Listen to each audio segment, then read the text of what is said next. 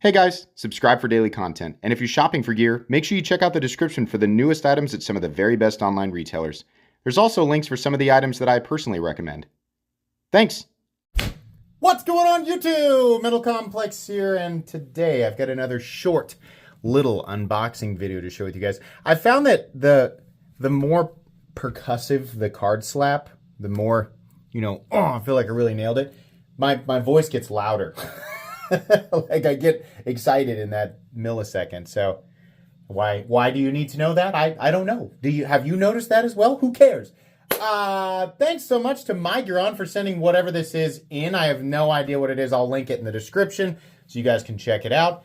It does help my channel when you use those links, but that's entirely up to you. Thanks to my patrons for supporting me. Please make sure to follow me on Instagram at metal_complex and be sure to follow me on TikTok at _metal_complex. All right. Oh no. Where is the oh, there it is. I almost had to use something else. Okay. What did Miguron send me? They stay within a specific parameter most of the time.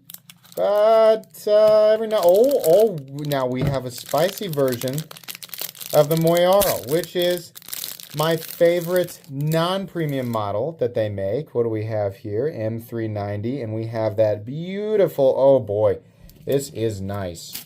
We have the copper and carbon fiber inlay here with textured, contoured titanium. M390 blade, milled pocket clip. Really odd that they went ahead and kept the blue. I would have done a silver pivot color on both sides, but that's okay.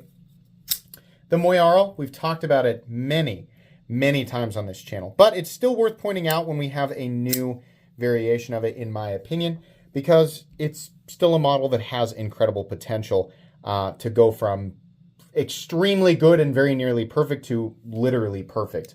I believe Miguron's M390 is now hitting the appropriate range. I think so. I want to say that they're trying to hit these from 60 to 61, but if I'm incorrect, please let me know. If you are not familiar with the Miguron Moyarl model, I would check out, number one, they have budget versions of these that are right around 50 bucks. They make them in liner lock form. They make them in crossbar lock form. They should be adding pocket clips to both sides on all models, but especially the axis lock version of the knife. I don't know why they haven't done that yet, but Miguron, if you're watching this, you really need to do that. This particular version, I think is, again, also almost perfect. But I want to take another opportunity to talk about what would make this absolutely ideal. For people who want a frame lock, right? This is great. Miguron doing a great job here. The texturing, the contouring, the inlays. The inlay work looks fantastic. I think that copper carbon fiber is one of the coolest combination sort of carbon fiber maskus materials out there, just for the contrast in material. Black, gray, and copper, in my opinion, look amazing together. So that's really cool. I love that you're doing the hand rub satin finish now on the blades. I think that is a wonderful alternative to the incredibly boring and overused belt satin and machine satin finishes. We see way too much of that, and you can let me know if you agree with me or not, people who are watching this video. I think this looks way better. Now, it's going to show scratches a little bit more, probably about the same. There's nothing different between this and the, as far as the aesthetic goes, the lines are just running horizontal versus running vertically. It'll show scratches more readily than a tumbled finish, but I just think it looks better. Cutting geometry of this blade, wonderful. I've already reviewed this, right? So I'm kind of reiterating what I was saying there. Tip is great. The grind is great. It's kind of like a hinderer slicer grind. It's just a little bit thinner because the blade stock is only like 125 to 130 thousandths. So it tapers down to a really nice, thin, clean edge. Choke up position is fantastic. Ergonomics are fantastic. This is a profile we've seen many times. All of this is great. We need to find a way to implement the pocket clip, which I think is slightly too long, by the way, but that's just me. We need to find a way to implement this already symmetrical pocket clip for lefties. Some time ago, somebody was saying, what you're saying about like having the pocket clip in the right mounting position for lefties is trivial. The best way to carry the knife is just to take the pocket clip off. Problem solved. No! What? No! The best solution is to have mounting positions for both right and left-handed people and then have a detachable pocket clip for the 1% of people who don't use the pocket clip. What kind of suggestion is that? I'm hung up on that. It's just the wildest. The dude was going to die on that hill. I was like, no, options, catering to preferences, right? There's no perfect way to carry this. I have my own preferences, right? But the best way to do it is to simply mill a space or do a filler tab or wrap it around and stick it into the vacuum, and you've already got visible hardware, so that shouldn't really be a problem. Why add 2 more screws? You got a screw here, right? Just wrap it in and use this screw and 1 more to be the screws holding into the pocket clip. And you can have a hole here and 1 screw here, and you can use a screw on the other side, right, if it needs to be mounted over there. It's not gonna, take away from too much from the visible attractiveness, I guess, of the aesthetic, the pleasing aesthetic of not having a hole here, right? In my opinion, not that big of a deal to cater to literally 10% of the people on this planet who are left-handed.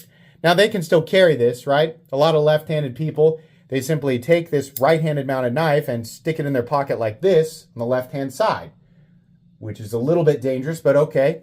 Or they just carry it in their right-handed pocket, get it out, switch it to the left hand, and use it, right? They do that. But I don't want to speak for all lefties. I just have to assume that they would prefer to carry it the way that it was meant to be carried as a left-handed knife, right? If it just had that mounting position. It's a simple thing to implement. Better yet, I think the best version of this knife that exists, save for the lack of a lefty mounting position for the pocket clip, is the crossbar lock version. I think, Miguron, you should start doing crossbar titanium knives. We don't have a ton of those out there, and you guys have an absolute ton of really cool high quality frame locks, but a lot of them are kind of the same formula. It's kind of the same deal, right? So once somebody has one, there's not a lot of reason for anybody to go. I mean, like in this territory, I'm speaking as a collector and as somebody who creates knife content, right? In this territory, you have people who are definitely buying more than one knife. Not everybody, right? But you have people in this territory who are like, I'm a knife person. I'm going to own more than one. So if you want to give people to check out some other models, if you want to give people a reason to check out some other models, consider creating new models and new versions of past models that have crossbar locks in titanium. I think that's a really cool idea, but we need to execute on the fact that that's an ambidextrous locking system and offer lefties the appropriate mounting position for the pocket clip. This, in my opinion, really spreads it out, right? I feel like Miguron is already trying to cater to as many different people as possible with sort of similar profiles, right? Really straightforward, classic and time-proven ergonomic profiles and blade shapes, right?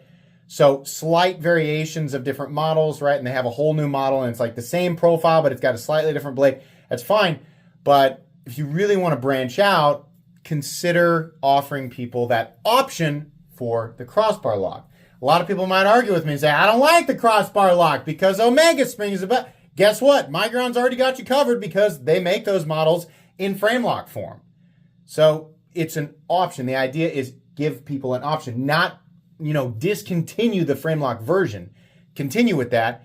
Just the non-show side scale, don't turn it into a lock, put the crossbar in there. I think it'd be really cool. And we do have high-end Chinese production models that are titanium and with crossbar locks. We do have that periodically, but in my opinion, not a lot. And I do think it's a great locking system, and I think for a lot of people, it would create an ideal setup.